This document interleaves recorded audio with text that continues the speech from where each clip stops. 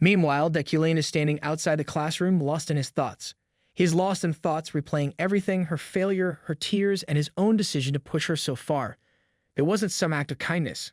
No, it was pressure. A test. He wasn't going to go easy on her, because the world won't either. The future won't be kind, and neither will he.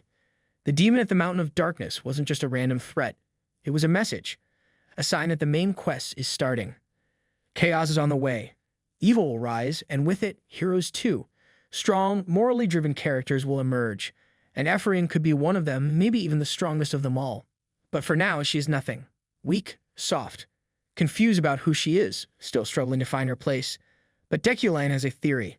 One day she might grow strong enough to challenge him. That doesn't frighten him, though. It excites him. He doesn't believe in fate. He believes in control. He believes in skill. And there's no way some rookie with a late start will outshine him.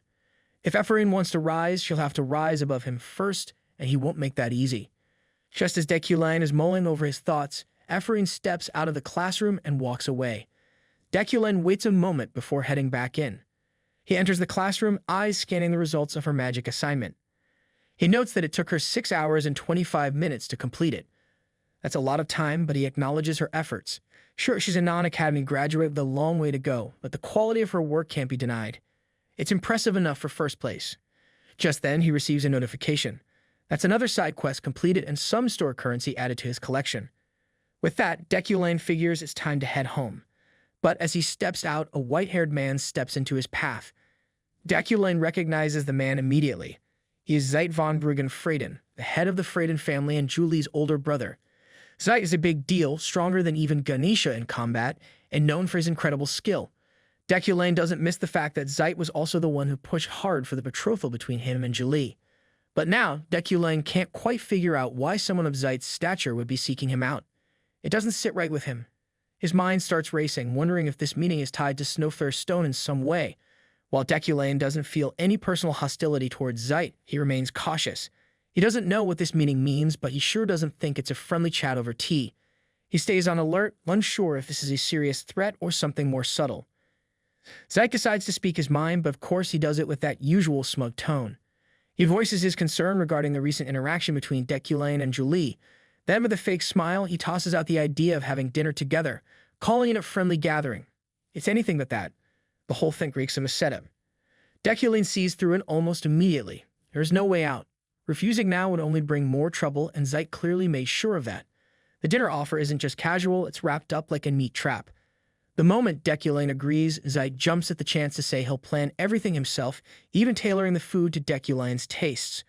How thoughtful, if manipulation had a flavor, Zeit would be serving it cold on a silver platter. It becomes clear that Zeit has spent time crafting this move. Every word, every offer, every fake smile is part of a bigger plan. He's not just a warrior with a sword, he's a political weasel, using dinner invitations the way others use poison. Deculan understands exactly what's at stake. Zeit puts family reputation above everything else, and going against that kind of ego could lead to far bigger problems. The next day at the Freyden estate, Julie hears the news from Zeit and reacts instantly. She's furious. Training, work, everything she takes seriously is now being shoved aside for some meaningless dinner she never asked for. Her schedule is already brutal, and now this, but of course, her big brother doesn't care. Zeit calls her reaction immature, brushing it off like she's just being difficult over something as minor as a rare metal. Julie tries to explain, but Zeit keeps talking over her, pretending like he knows what everyone wants. He goes off on this wild guess that Deculan must have bought the Snowflare stone as a gift for her. Julie says that if Deculan really were to present her with that gift, then she'll immediately break off the engagement on her own. She wants nothing to do with this drama, but Zeit keeps pushing. He tells her to drop the emotions, reminding her in that cold voice that feelings don't belong in politics.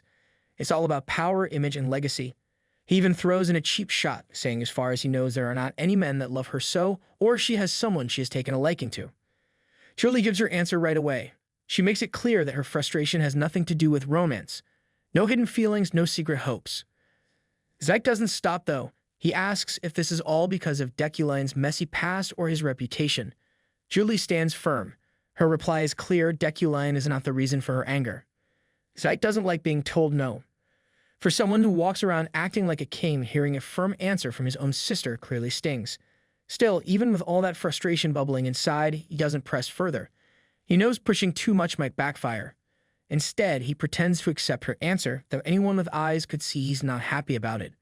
Before he leaves, he gives one last order. No concern. No comfort. Just a demand to show up on time and to sort out any problems before the dinner. The moment Zeit walks out, Julie snaps. All the frustration she's been holding in finally explodes. She swings her sword through the air with unbelievable power. Each movement cracks the air around her, sending shockwaves through the walls and floor. Rage pours out of her like fire, and the arena trembles under her fury. This isn't some weak tantrum, it's raw emotion mixed with incredible skill. Her subordinates are standing still behind her, saying nothing. None of them dare interrupt.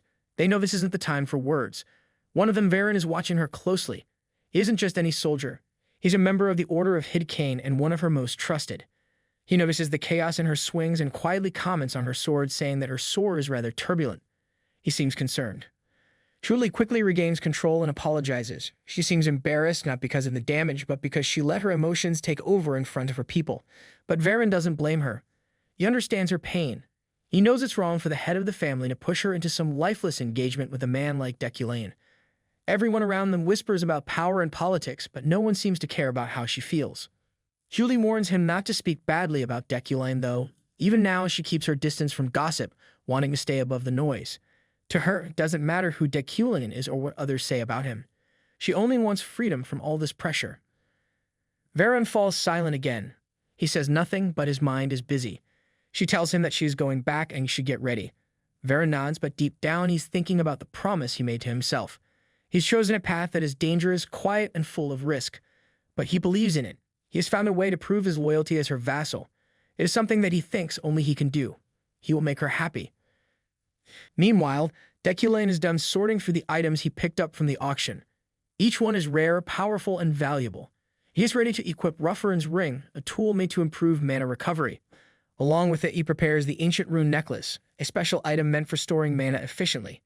These things are more than just accessories. They are investments in power and control. He decides to keep the rest of the items locked in a secure vault as per Ganesh's suggestion. Thieves are everywhere, and Deculan knows better than to leave these items out in the open.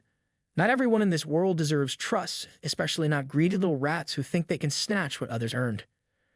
But then a problem shows up. The Frostflame Stone, the most precious piece of the lot, refuses to respond. No matter how hard he focuses, his telekinesis has no effect on it. Nothing moves. Nothing shifts. It just sits there, cold and silent, ignoring him like a stubborn child refusing to listen. He expected some challenge. Powerful items usually don't come easy. But this is different. His telekinesis doesn't move it at all. It feels like the stone is alive, pushing back against him, refusing to be controlled. The memory of how much money he spent on it returns like a slap. This wasn't some cheap trinket. Letting it sit unused is not an option. Then he remembers something he read during a quiet visit to the library. A fanged sword must be tamed. That process was referred to as communion. He wonders if that could mean forming an understanding of the sword itself. That's how legendary swords were once tamed. Not with force, but with respect and bond. He decides to try it. The moment his hand touches the stone, everything shifts. A rush of energy slams through him, sharp and sudden, but not painful. It's like the stone is talking to him in a language made of power. In that instant, he manages to gain the smallest piece of control, which is 0.1% comprehension. Still, even that tiny fraction boosts his mana by 300. A good start, but nowhere near enough. He quickly calculates the path ahead. If things keep moving at this pace, it might take a whole year to fully understand the stone. And that's assuming everything goes smoothly. This isn't a lazy walk, it's a mountain climb with weights on his back. Still, he puts the thought aside. Not everything can be rushed. He opens his schedule, scanning his plans for the next few days. And one event stands out, the dinner Zeit arranged. A meal dressed up to look like kindness, but stuffed with politics and pressure. Just seeing it on the calendar makes his jaw tighten. Then something else catches his eye. A second date, older and far more painful. In just 3 days, there is a death anniversary he has to attend. It was already set before he ended up in this body. Both events hit heavy, like stones dropped into his chest.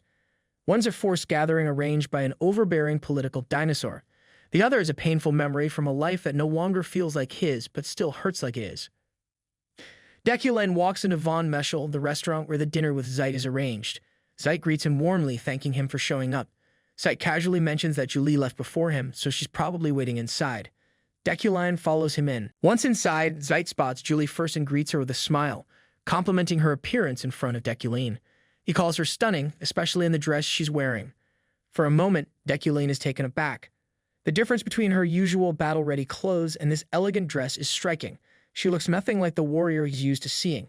He can't help but feel a sense of admiration for the effort she put into her appearance. He sees how much work she's done, and he respects that. The power she shows is not just in combat, it's also in her ability to transform when needed. But there's someone else standing beside her. Deculan didn't notice at first, too focused on Julie's change in appearance. It's another woman. Zeit introduces her. This is Josephine, Julie's sister. A simple introduction, but it carries so much more weight than it seems. Josephine is not just a family member, she's a force to be reckoned with. Deculan instantly understands that he needs to be careful around her. This isn't just some polite dinner. Josephine is someone who plays dirty when she needs to. She is the mastermind behind Shadow, an intelligence network that works quietly behind the scenes. She has connections and power enough to crush anyone who stands in her way. Not only that, but her strength rivals that of Zeit, and no one would dare cross her. But Deculan understands the real danger. Josephine's only true loyalty is to her sister, Julie. Anyone who threatens Julie will face her full wrath. For now, Josephine hasn't made any moves against Deculan. You can't figure out why she hasn't yet, but the way she watches him makes it clear. Her hostility is bubbling just beneath the surface, waiting for the right moment to strike. She's not the type to back off, and he knows if he ever crosses a line with Julie, Josephine will strike without hesitation. Deculan quickly realizes the gravity of the situation. This isn't a simple dinner. This is a dangerous game, one that could turn deadly at the smallest misstep. If he wants to make it out of this meeting safely, he must prove to Josephine that his interest in Julie is genuine. There's no room for lies or manipulations. He must show sincerity no matter how difficult that is. Zeit doesn't waste time. He gets straight to the point, asking Deculan when he plans to hold the engagement ceremony. He reminds Deculan that 3 years have already passed since the arrangement was made. There's no room for hesitation or further delay in his eyes. Deculan hasn't even had a chance to respond before Julie steps in, clearly rejecting the idea. But Zeit isn't having any of it. With a sharp command, he tells her that the adults are talking, shutting her down without a second thought. Just as Deculan is about to reply, something stops him. It's the sheer presence of Julie's sister, Josephine. Her aura is so heavy, so intense that it feels like a storm is hanging in the air. He can't ignore the feeling of danger that's creeping into his thoughts. Looking at Josephine, he makes a decision. He turns his focus back to Julie and with quiet resolve declares that he's leaving the decision about the engagement entirely in her hands. If Julie doesn't want it, then he will accept her decision without resistance. The moment the words leave his mouth, Julie reacts visibly. She is shaken, her hands trembling at the sudden shift. Zeit, however, isn't impressed. He immediately voices his concerns about how easily Deculan is willing to dismiss the engagement. He reminds Deculan that the family heads won't approve of such a quick decision. The pressure is back on, and Julie is caught between the two forces, struggling to find a way through the pressure. Julie looks at Zeit and asks for a private conversation with Deculan. Zeit doesn't argue. He simply agrees, and he and Josephine walk out of the room, leaving Deculan to watch them go. Just before leaving, Josephine waves at them and tells them she hopes they both have a nice conversation. With the door now closed, Deculan and Julie are left alone at the dining table. Julie can no longer hold back. She's furious. The emotions she's been bottling up finally explode. She demands to know exactly what Deculan is trying to do, what he truly wants. Deculan stays calm. He knows he must figure out the true intentions of Zeit. This meeting is not just about the engagement. There's something else at play here, and he needs to understand it before it's too late. Meanwhile, on the other side of the door, Josephine, holding a glass of wine, seems to be just as interested in what's happening behind the closed door. Deculan quickly catches on. He realizes that Josephine is using some sort of skill to listen in on the conversation. Her earlier laughter wasn't just a careless sound, it was a clever distraction to hide the listening device she's using. It's a clever trick, but Deculan sees it for what it is. This could be an opportunity. If he can convince Josephine that his intentions toward Julie are true, he might be able to neutralize the danger surrounding him. He takes a breath, looks directly at Julie, and begins to speak. He tells her that he has already said what he needed to say. She looks confused. He adds he wants to make sure she knows exactly where he stands. He tells her that this engagement isn't something that can just be undone with a snap of the fingers. At this point, everything has progressed beyond anyone's control, including his own. Julie's patience finally breaks, and she questions his reasoning. She reminds him of how he used her influence before their engagement. He didn't just leave it to chance, he negotiated with his family's elders, offering compensation just to seal the deal. Julie's anger flares up. She can't hold it back anymore. She accuses him of pushing her away from dangerous battles, trying to force her into abandoning her true ambitions to become part of the Imperial Order. Instead, he wanted her to take charge of the Order of Hadokane, a group that operates under the Yukline family's control. The very thought of it disgusts her. The flames of her fury grow hotter as she brings up something even more painful, the rumors he spread about her after she refused his plans. His manipulation cut deeper than she could have imagined. Her voice shakes with disbelief. She can't believe that even now Deculan still tries to use these tactics on her. Deculan listens. He can't argue with her words, and in a rare moment of honesty, he admits it. He admits that he has knowingly manipulated her, forcing her into a situation that cannot be justified. There is no defense for his actions. His past choices were wrong, but now he wants to amend that. But Julie isn't someone to be deceived. She understands Deculan's resentment better than anyone. She's been there, trapped in a web of pressure and control. She refuses to fall for his schemes anymore. She won't let him play her like a pawn in a game she's already lost. Deculan knows the depth of his mistake. He's held her back for far too long. He acknowledges the wrongness of what he's done, but now he brings up the bigger issue, the interference of both her older brother and sister. They've overstepped their boundaries. If not for their family's heavy reputation, there would be no reason for them to oppose breaking off the engagement. Josephine, who's silently listening from the shadows, observes every word with a calculating eye. Deculan pushes forward, making his case clearer. He tells Julie that if she truly wants to pursue her dream of becoming a knight, she must be willing to leave her family behind. There's no way to move forward if she stays entangled in their interests and expectations. With a softer, almost disarming tone, he admits something unexpected. He lacks the honesty and loyalty she values so much. He's the opposite of everything she stands for, making him an unworthy match for her. But instead of breaking off the engagement as she expects, Deculan proposes something different. He suggests that they remain betrothed but never marry. This arrangement would free her from the complications of their families and the tangled web of politics. He wishes he could let her go completely, but he knows the stakes are too high. So he offers his name as a shield, a protection until she is ready to chase her dreams. He promises to wait, keeping the engagement intact, but with no pressure for anything more. Julie is stunned by this sudden shift in his attitude. She demands to know why he is acting this way now, what's behind this change. Deculan, cool and composed, assures her that he's asking for nothing in return. His only request is simple, for her to smile for him once a month. That's all. His words leave Julie flustered. Even Josephine, who's been silently watching, is momentarily taken aback. Deculan knows exactly what he's doing. He isn't being completely sincere, he's playing the part Josephine wants to hear to keep her from causing trouble. But still, he can't help but find Julie's reaction charming. Her embarrassment, unexpected and real, brings a smirk to his face. He concedes that for a moment, she's managed to win him over. It's a rare moment of vulnerability, and he enjoys it. Julie, furious, snaps back. She refuses to fall for his tricks, calling his words humiliating. But then she says something that catches Deculan off guard. If he is truly being sincere, she wants to see more proof.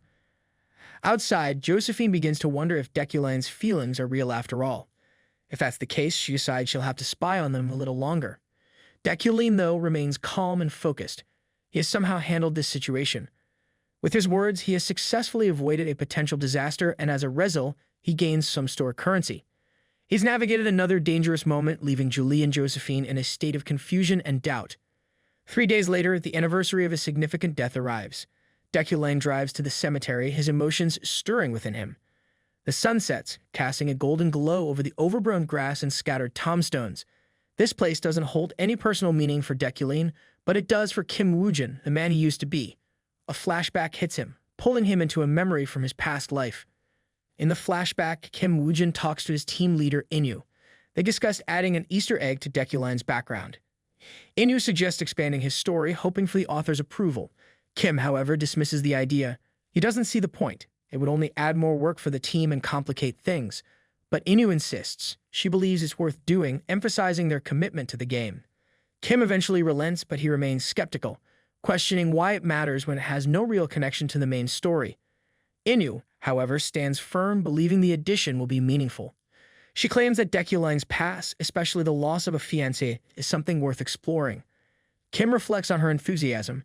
He wonders why she found Deculan's lost fiancé so intriguing. He wonders if it just for the sake of the game, or was it something deeper? He's left pondering what kind of joke is hidden within this Easter egg that has made her laugh. In the present, Deculan searches for his memories, hoping to understand the bigger picture of his past. He wonders if the choices made by Inu were acts of brilliance or cruelty. Eventually, his search leads him to a tombstone engraved with the name Inu Aravan. He is confused and wonders why would Inu engrave her name here on this tombstone.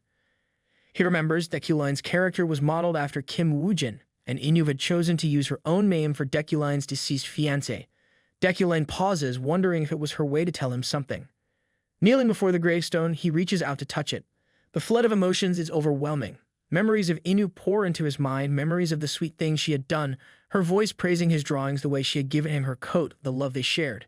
7 years together, gone. Tears fall from his eyes as these memories wash over him.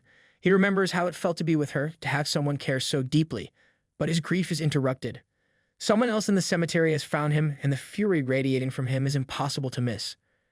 After a while, Deculan manages to regain control. He stands, wiping his eyes. He doesn't want to dwell on the past. He attributes the fact that he stopped crying to his personality, something that helps him keep his emotions in check.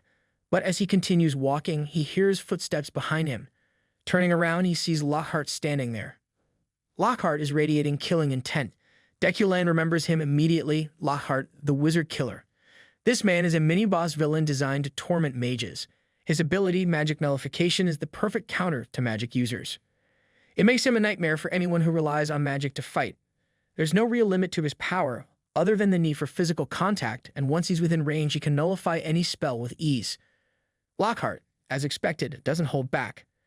He boasts about his immunity to magic, and as he closes in on Deculan, he launches a relentless barrage of strikes. Each attack is precise, calculated, and aimed to overwhelm. But Deculan doesn't panic. With swift and graceful movement, he dodges every attack. His precision is unmatched. Lockhart is stunned. Most mages would have been trembling in fear by now, but Deculan is effortlessly dodging all of his strikes. The frustration builds up in Lockhart. Annoyed by how easily Deculan avoids him, he unleashes a powerful strike.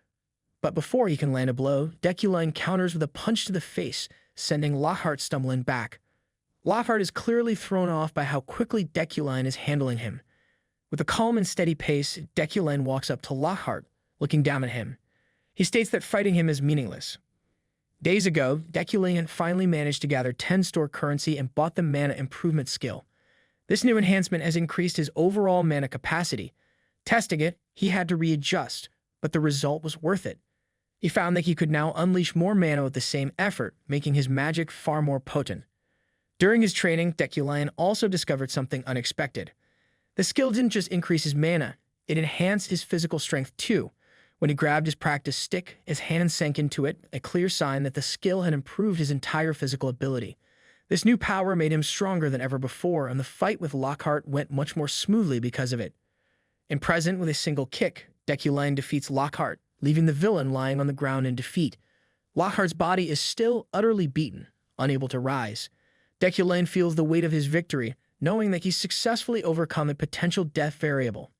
The battle may have been dangerous, but with his recent enhancements, it was far easier than he had expected. Lockhart, though, is not ready to accept defeat. He refuses to lie down quietly. Furious, he spits out insults at Deculan, calling him a traitor. His anger is evident, his body shaking with rage. Deculan watches him closely, noticing something strange about the abilities of Lockhart. It's not just his anger. There's something off about him, something not quite human. Deculan's mind quickly pieces together the truth. Lockhart is a member of the Blood Shroud race. This revelation leaves Lockhart speechless. He stammers and asks Deculan, how does he knows? The Blood Shroud race was given this name because they were born covered in blood-red shroud of the film. They are the descendants of demons scattered across the continent. They have concealed their identities for centuries, for they are natural enemies of mages. Magecraft, after all, was originally created to combat demons. The war between mages and the Blood Shroud race has been a long-running, defining conflict in the world. This war, this hidden battle, is a core part of the game's lore. Deculan stands over a defeated Lockhart and reflects that is why the Blood Shroud are always at risk because of their heritage. He suspects that a large-scale purge is happening, targeting their kind. He tells Lockhart that he understands the pain and suffering that Lockhart's people have endured, but he also points out that killing innocent mages would make him no better than the very monster he claims to hate. Lockhart, still seething with anger, demands that Deculan stay quiet and finish him off, but Deculan surprises him. Instead of ending the fight, he calmly tells Lockhart that the Blood Shroud are not inherently evil. Lockhart cannot believe what he's hearing. He accuses Deculan of being a hypocrite, but Deculan remains calm. He explains that the only time he has truly lost control of his instincts was when he faced a true demon. It's something that runs deep in his Yukline bloodline. For generations, his family has been hunting demons, and that instinct is birchy within him, always ready to surface. Deculan questions whether he's losing his dignity and composure in front of Lockhart, and if he is wavering under the provocations of Lockhart. He tells Lockhart that the Blood Shroud are still human. They deserve to be trusted, just like anyone else. Lockhart is confused, and before he can respond, the other inspectors arrive. Deculan doesn't waste time. He knocks Lockhart out cold with ease, ensuring the villain won't resist when it's time for him to be arrested. One of the inspectors, a man named Ropa, steps forward, clearly impressed by Deculan's strength. He praises Deculan's kicking power and jokingly asks if he should kick the criminal a few more times for him. Deculan waves it off, saying it's fine. Then he uses his magic to uproot a nearby tree, causing the inspector to gasp in surprise. Deculan transforms the tree into a neutralizing rope, something more suitable for Lockhart. He hands it over, suggesting that they tie him up with it since normal cuffs won't be enough to contain someone like him. Deculan then asks Ropa if he had been patrolling the area. He wonders how the inspector arrived so early.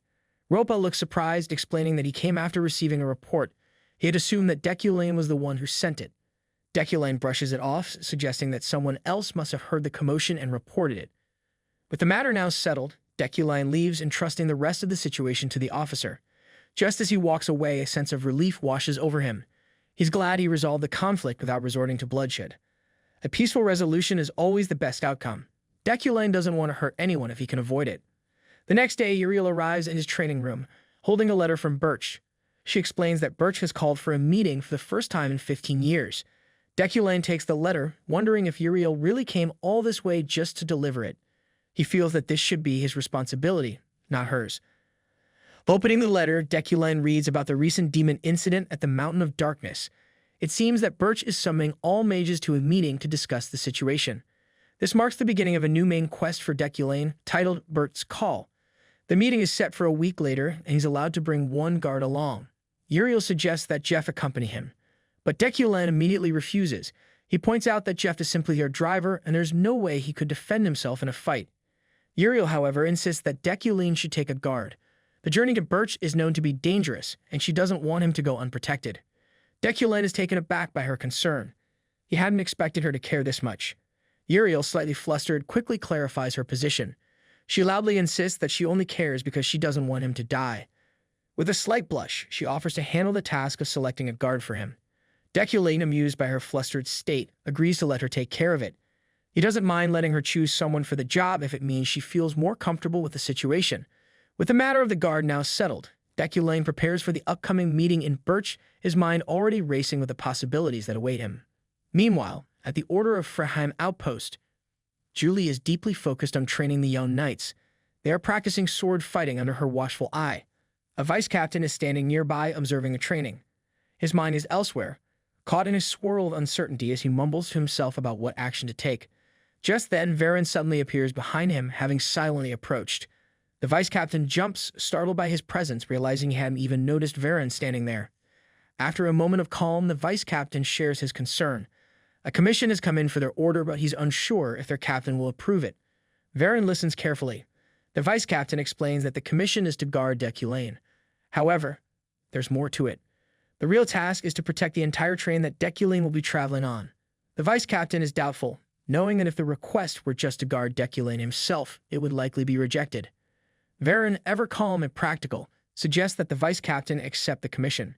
He points out that completing the task successfully would improve their order's reputation and their financial situation. The vice captain still hesitates. He seems worried about the reaction of Julie about this. Varen cuts him off, assuring him that their captain would never let personal feelings interfere with a mission. This is about duty, not emotions. With that reassurance, the vice captain decides to approach Julie and discuss the commission with her. Meanwhile, Varen lingers behind. His expressions are dark and unreadable. It's clear he has a hidden agenda behind all this.